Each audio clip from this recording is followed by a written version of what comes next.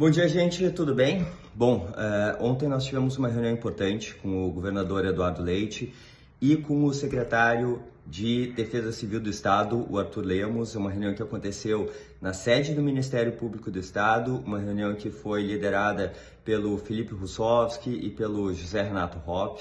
E a gente tratou de uma série de assuntos relacionados à atuação do Estado, à atuação do empresariado e principalmente das costuras que esses dois grupos devem e precisam fazer para reerguer o Estado do Rio Grande do Sul.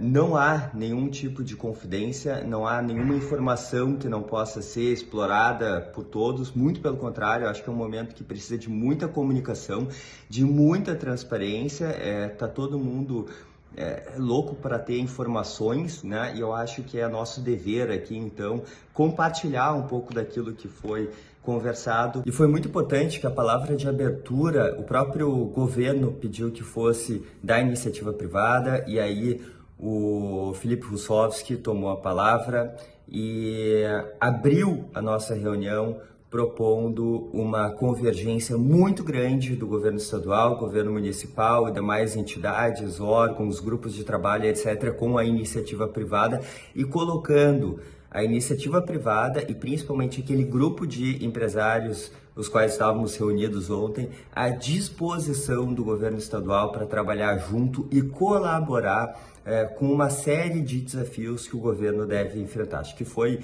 importante como um kickoff aberto, mostrando que não era uma sinalização de cobrança, por mais que logicamente nós as tenhamos, mas sim de colaboração. Bom, falando um pouquinho então do papel do governo do estado, tá? Para quem não conhece ainda o Plano Rio Grande, ele parte de um comitê gestor, tá? Que é um órgão que foi criado para administrar 4 grandes grupos de trabalho. Que grupos de trabalho são esses? Primeiro é a Secretaria Extraordinária de Apoio à Reconstrução do Rio Grande do Sul, né? Que hoje tem o Paulo Pimenta, uma instituição federal à frente. Depois a gente tem o Conselho Plano Rio Grande, que a gente tem o vice-governador, o Gabriel, com os comitês e também com os subcomitês organizados por temática abaixo deles, bom, depois eu falo um pouquinho. Depois a gente tem um Comitê Científico de Adaptação e Resiliência Climática, que são aquelas órgãos que vão nos ajudar a entender como é que a gente organiza todas as ações para que isso não aconteça. E por fim, a FAMURS, que é a Federação das Associações dos Municípios do Estado do Rio Grande do Sul, que no final é quem está na ponta, quem entende exatamente o que está acontecendo em cada cidade, vai poder prover uma assistência, assim como levantamento de dados muito mais específico de cada região, de cada contexto vivido, tá bem? Em que fase que nós estamos hoje? Existe um plano de trabalho que está organizado em curto, médio e longo prazo. Primeiro, curto prazo, o emergencial, a gente tem assistência social, segurança, serviços públicos e gabinete de crise. Tá? Eu vou passar rapidamente por cada um deles. Depois a gente tem a fase da reconstrução, tá? Que é a fase de médio prazo.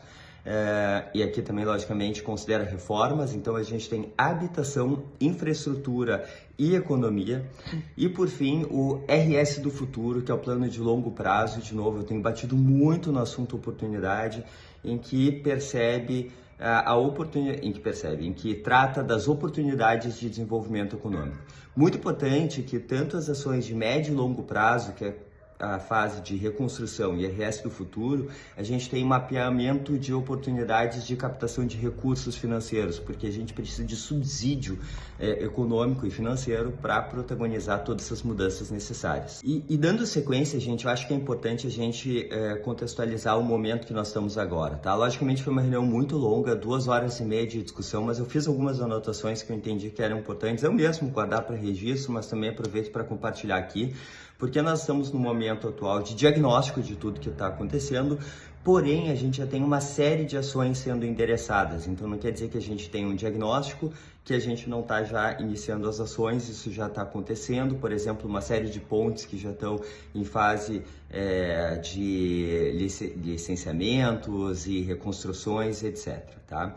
A gente tem um desafio muito grande que são as limitações das iniciativas privadas, por exemplo, para reconstruir uma ponte pela chancela pública. Ou seja, a gente tem um engenheiro de pontes no estado, se eu não me engano, para 30 pontos que caíram. Esse cara ele tem que chancelar. Então, por mais que exista a velocidade do setor privado, a gente tem um desafio de tocar isso aí no setor público com agilidade.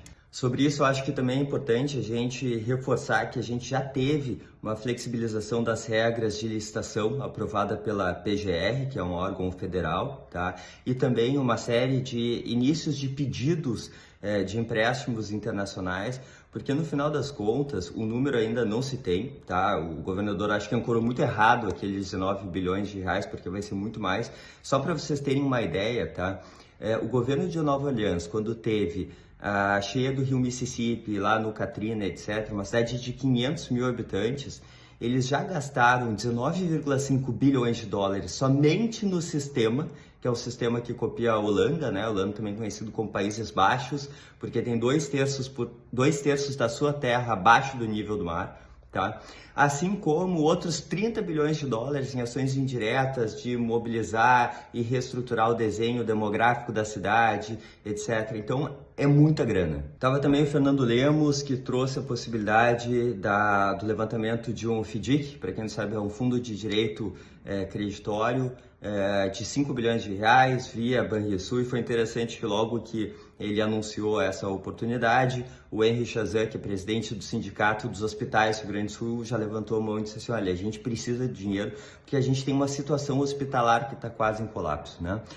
Todas as cirurgias eletivas, uma série de exames, etc., durante o Covid foram parados por conta do risco de infecção, então os hospitais tiveram baque naquele momento, estavam começando a se reerguer e agora muitos ficaram sem luz e principalmente sem água durante muito tempo, tá? E isso fez com que o contexto financeiro dos hospitais esteja hoje numa situação absolutamente calamitosa, tá? Então é alguma coisa para a gente prestar muita atenção. Mas além disso, a gente teve algumas falas dos meus amigos Márcio Calage, que é CMO da Vulcabras, e também um dos sócios principais do 20/9, do Frederico Mendes, que trouxeram toda a questão de linha de fomento, e não só de fomento, mas realmente apoios de diversas formas à iniciativa privada, porque, querendo ou não, a gente tem muitas indústrias, muitas empresas que não vão ter a capacidade de recuperar suas operações, e se não fizerem isso, vai ser uma onda de desemprego gigante. Então, nesse momento, o empresariado ele também precisa ser ajudado, não são só as pessoas, porque no final é a iniciativa privada que tem a maior fonte de empregos e a gente precisa salvá-los. E aí, gente, para não ficar muito longo esse vídeo, eu fecho com uma parte que eu acho que é muito representativa e que se refere a nós todos aqui, tá?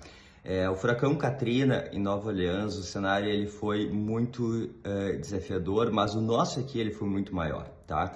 Em termos de áreas inundadas, de pessoas fora de casa, etc, etc, etc, tá? Lá, os abrigos tiveram uma situação de não ter água, não ter comida, ninguém sabia quem mandava, foi uma desorganização total, tá?